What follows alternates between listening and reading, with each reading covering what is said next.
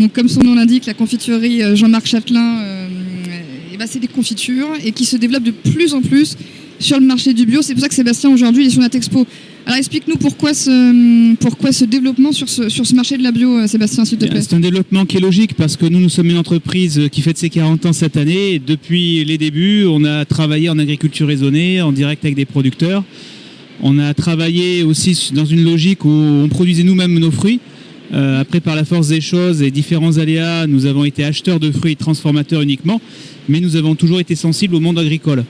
Donc depuis 2010, on s'est vraiment engagé de plein pied dans la filière agricole bio française, en lançant notre gamme bio de confiture, puis après de coulis, de gamme sans sucre ajouté bio, de pralinés bio. On a étoffé notre gamme petit à petit, parce que ça nous semblait être à la fois dans le sens de l'histoire, d'une part, mais aussi c'était une logique qui correspond à notre ADN, le fait de développer des produits qui soient sains et bons pour l'environnement. C'est plus compliqué de travailler sur des produits sourcés bio, en termes de sourcing, en termes de transformation de procédés, etc. Le procédé va rester le même, parce que nous on est sur un produit qui n'est pas ultra transformé contrairement à d'autres produits. C'est un produit maison qui est simple, du fruit, du sucre. Oui, qu'on peut refaire chez soi. Et c'est exactement ça. La seule difficulté, c'est l'accès aux produits certifiés bio. L'enjeu de la certification bio, il y a un cahier des charges à respecter. Ce cahier des charges, il faut que des producteurs puissent l'assumer.